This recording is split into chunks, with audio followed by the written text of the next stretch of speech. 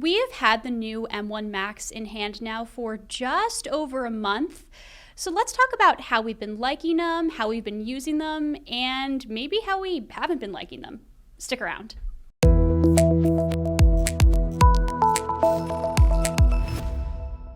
Hey everyone, welcome back to Today in Tech. I'm Juliet and I'm here, as always, with Computerworld Executive Editor Ken Mingis, as well as Macworld Senior Writer Michael Simon.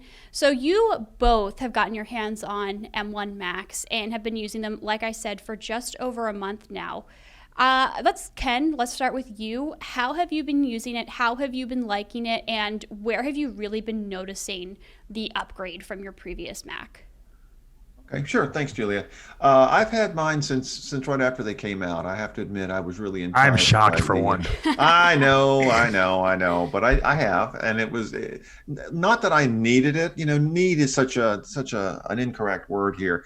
I came from the old top-end MacBook Pro, which was what, 16 inches, Michael? Yeah. I mean, when you say Yeah, old, the current Mac. you Well, the current mean MacBook. 8 months in? Yeah, maybe? that old thing.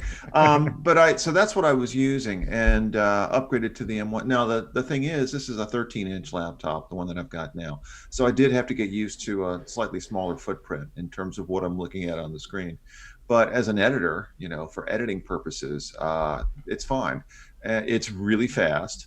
I don't like the fact that the only ports you've got two USB-C ports, and they're on one side, and it never seems to be the side that I need. I know Michael's going to talk about that in a minute. And when the updated M1 MacBook Pro 16-inch models that are rumored to come out this year come out, I may know where somebody could find a gently used 13-inch model real quick. That said, I wanted to make sure that I had a foot in the future, and for Apple, the M1 and the development around that processor and this, all the systems that are built into it is the future. So that's sort of why I got it. It didn't radically change what I do other than the size of the screen, but it's a solid investment if I were a company and I'm trying to decide, do I want to get one of the current Intel machines or do I want to go with the M1? Unless there's some really weird, very specialized software that's not going to work, and that would have to be very rare. It's an easy decision to go ahead and buy the M1. Tell me I'm wrong, Michael. No, I don't think you're wrong at all. I have the same one you have, right? So you have the Pro? Yeah.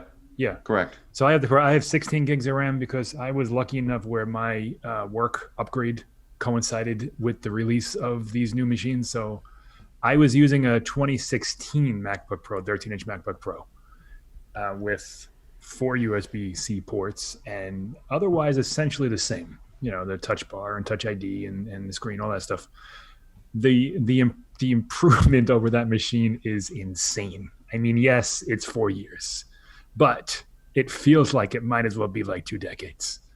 It's incredibly fast. The boot time is ridiculous. The wake from sleep time is ridiculously good. I never have any issues with slowdowns or the things that I had on my old machine. The battery life is fantastic. VPN, all the stuff that I need to use for work, it all works fine, even though a lot of it isn't native to the M1 chip. The background Rosetta stuff is fairly seamless. I've had some issues here and there with crashing, a lot of times related to something that I'm doing between two different things. Like when I try to drag something to a Rosetta app, like I'll get a hang and it'll quit. I have a USB-C hub, like a little thing that plugs into the side of my the side of the laptop that gives me HDMI and SD card and USB-A, because as you said, the ports are just not enough, particularly for a Pro model. Even on the smaller 13-inch model, Yeah, they really should have. They should have ports. 4. And from what I I agree. read, they could have done it. Like there are 2 USB-C Thunderbolt controllers. It's just that they both going to the same side. So there will be a model this year that rectifies that. But for now, it's just frustrating. I mean, it's not a huge issue, but you're going to want a hub. I have a couple of them. I have one plugged in, then I have another one that Otherworld Computing standalone USB-C hub that just adds USB-C ports. And that works. I have wires strung because I can't stand wires. I can't Michael, stand let cables. me So I ask have you, them all just set up. Yeah. what all do you have plugged in? Just give me the rundown of, Yeah. of everything you've got plugged into those two ports. Well, I got using the power adapter. for one. Okay. I have an external hard drive. I have a USB-C A hub for things like my microphone and the webcam and things that I need. I have a display, HDMI out to an external monitor, and then I like to have one free, just for things that I have hanging around that I need to plug in, like another hard drive or a phone or something like that I need.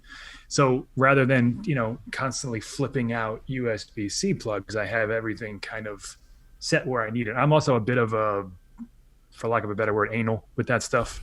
So I like to have everything set when I sit down. I wanted to have it all done. I don't want wires all over the place. So I have 1, 2, 3 USB-C ports always on, one USB-A and one HDMI. They're always plugged in. So I have a little hub that I take in and out, and I pop it in when I'm not using it at my desk. That sometimes causes a crash when I pop it in, because I guess because everything's working at once. It's a hub that was built for the old Mac. So maybe the firmware in there isn't quite up to speed. So not often, maybe 5% of the time, my computer will crash, but it starts up quickly. Everything starts up. Everything comes up within 2 minutes. I'm up and running again. And that's just, generation A bugs. It's going to happen. I'm not going to criticize too much for that. For the most part, my experience has been stellar. Yeah, but you make a good point, and the difference here in terms of the setup that I've got, and this goes back to your original question, Juliet, is, I'm using the M1 MacBook Pro largely for editing and portable stuff. So if I'm working in the yard, working in the living room, wherever I am, where I'm working, it's portable and I can take it with me. In terms of what we're doing now, the recording, the microphone, the camera, and everything else, I'm on an older iMac.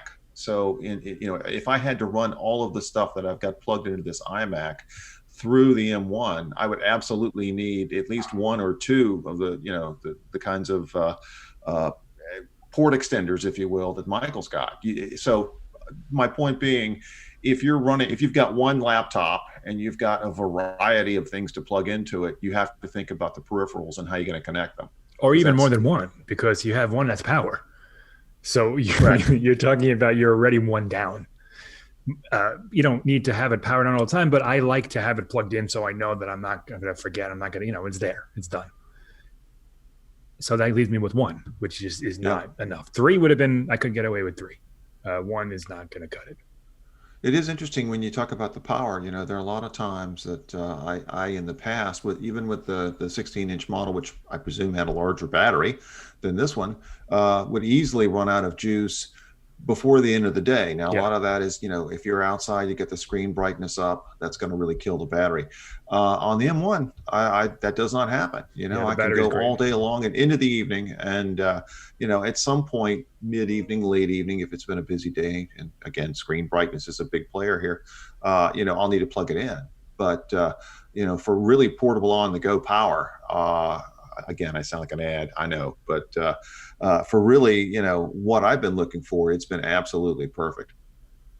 Yeah, it's funny. As we had this, I just had to restart my camera because my camera went off. That's another bug that I've seen in. That's why I kept talking, Mike, until you came back. I didn't want to. That's why, I'm sure. Yeah, and no one would have known if you hadn't said anything. Thanks. But for the most part, it's been great. I am wondering, and I think both of you can it's, two sides sort of the same coin, and I think both of you can speak to each side, as it were, is I'm wondering what considerations people who are just looking to upgrade in their personal life should be considering if they're looking at the new M1 Macs. And on the other side, I'm also wondering what IT teams should be considering if they've got, like, let's say, for example, they've got a department that's due for upgrades. Is it worth it to go for the M1 Macs if you're already on Macs? Do you think that IT department should be waiting until the next iteration, the next release? I think, Ken, let's go to you first, maybe about the IT teams. What are some of the questions that they should be asking? Yeah, well, I mean, the short answer is a lot of it depends on how the laptops are being used. If you've got people who are doing a lot of virtualization, maybe using Windows on their Macs, that might be a problematic area for some of these. If you're looking to do what our company just did for Michael, and it's time to upgrade, you're in a 3-year cycle, and you're trying to decide. To me, it seems like a no-brainer because the M1 is Apple going forward, and especially for corporate use, where you've got companies that have at least a 2 or 3 year life cycle for these things. I would not want to be investing in the Intel models now. Again, there may be some very specialized use cases where you've got software, corporate software that only works on the Intel chip. Although I haven't heard of any major problems with Rosetta being not able to translate. Michael, have you heard anything along those lines? Not at all. And, Yeah. IDG, where we work, they have, we use a VPN, we use Silence, we have backup stuff, and it's all fine. Yeah. So short answer, Juliet, to your question is I think these are well baked. They don't feel like Gen 1. Yes, you're going to have maybe an occasional conflict between a port issue with some older port adapter or something like that, but that's not Apple's fault. And again, in terms of pricing really isn't any different. So you're getting a much more powerful machine for pretty much the same price, depending on the configuration. So I would say go for it. Yeah, I mean, barring the questions that I still have are what's coming this year. Will it be better screen technology, which is either micro LED or OLED or thinner bezels or something like that? Maybe better brightness. Will it have a better webcam? Because we're all using these things for Zoom. I'm on a third-party camera because if I use my MacBook camera, I would be unrecognizable. It's terrible. Also, like what new technology is coming down the pike here? Something like MagSafe. Will I be able to put my iPhone on my Mac next to the trackpad and have it charge? Like, will there be things coming out now that Apple controls this whole thing and can advance this technology a lot quicker than when it was dependent on Intel for the processor? What's coming out? And it's the old adage: if you can wait, because this stuff's going to move very quickly. And if I know IT departments, they like to wait. So I don't think anyone should rush into a purchase. The M1 is awesome. Apple, I'm sure, sold a ton of them. Anyone who buys one isn't going to regret the purchase, I don't think. But I do think if you can get a little bit more life out of your Intel Mac, I mean, do it, because they're still great. Whether you had one of Ken's 16 inches or 13 inch, whatever you had, if it's still working, give it 6 months. See what happens in the middle of this year, because there's a whole bunch that Apple is rumored and will be releasing this year in that space. Better processors, better designs, maybe even new models. So as good as it is and as much as I like it, if I was buying one for myself, I would probably wait 6 months to see what comes down the line. And maybe you end up getting the Air for $900 or $1,000, whatever the price is. That's fine. But if you don't need it right now, you're not getting, it's not transformative in the sense that you're getting like a new iPhone. It's a Mac. It just works better than the one that came before it. It's still a Mac. So if you can make do, make do. I think Mike is spot on. He nailed it. If you need it now, there's no reason not to go ahead and get an M1 Mac. Right. If you don't need it right now and can wait, there'll be a lot more options by mid to late, second or third quarter of the year. Yeah, we're still waiting for the Mac breakthrough. This is now, the processor had a breakthrough. The Mac is still very much set in 2015, maybe even 2012. So Apple has to have something waiting in the wings that's really going to show, like, they're kind of getting lapped by some of these, Dell and Acer and even Samsung are doing better things with their laptops. You can argue about the operating system, Windows versus Mac, all day long. But from a design standpoint, from a feature standpoint, the Mac itself is not exactly the best machine you can get. So there are definitely things that Apple moved to this chip, not just for the speed and the battery life, but also for the technology that it enables them to finally be able to do at the speed that they need to do it. Yeah, this is the big foundational brick that they'll build on, and that's clearly going to be happening this year. Sure. And I want MagSafe on my laptop, please. Perfect. I'll get Tim on the phone and let him know. I want to drop my phone on my MacBook and have it start charging. Is that Well, so I much wouldn't to drop ask? it. Don't drop it. Gently place. Yes. Well, there you have it. And I think this can be a really interesting conversation to sort of build upon, and maybe just sort of in the coming weeks or months even, just to throw that question back at you, Mike, and say, you know, what is really in the pipeline, maybe as we get more information about more specifics about what these next generation of Macs, these Apple Silicon Macs, will have, what kind of power they'll have. So thank you so much, both of you, for calling in as always. I really appreciate it. Thanks. And thank you all so much for watching this episode of Today in Tech. If you liked this video, be sure to give it a thumbs up and subscribe to our channel. If you have any other specific questions and you're debating upgrading, or you're debating upgrading on behalf of your department, let us know in the comments below and I'll get back to you. Someone will get back to you with an answer to your question. Thanks again for watching, and I'll see you next time.